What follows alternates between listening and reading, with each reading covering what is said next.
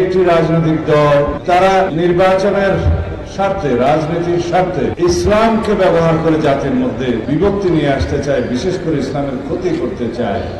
রাজনীতির সঙ্গে একটি দল ইসলামকে ব্যবহার করে ফায়দা হাসিল করতে চায় বলে মন্তব্য করে বিএনপির স্থায়ী কমিটির সদস্য সালাউদ্দিন আহমেদ বলেছেন, অপরাজনৈতিক সংস্কৃতি বিলুপ্তি করতে সঠিক পথে রাজনীতি করতে হবে। এর ফলে দেশ থেকে অপরাজনীতি বিদায় হবে।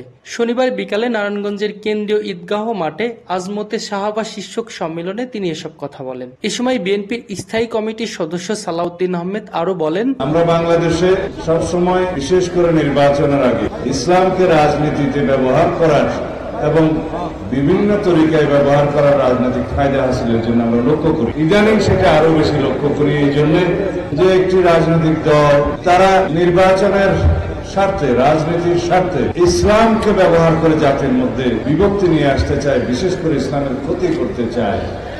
সেই জন্যই বাংলাদেশে এখন আজমতে সাহাবা সম্মেলন আরো বেশি বেশি হওয়া দরকার।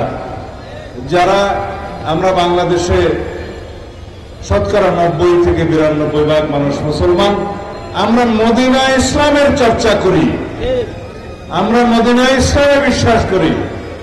রাসূলুল্লাহ সাল্লাল্লাহু আলাইহি ওয়াসাল্লাম যে ইসলামের প্রবর্তন করে গিয়েছেন, সাহাবায়ে কেরাম যে ইসলামের অনুশীলন করে গিয়েছেন, সেই ইসলামের অনুসারী আমরা। এখানে আমরা মওদুদি ইসলামের অনুসারিত নয়।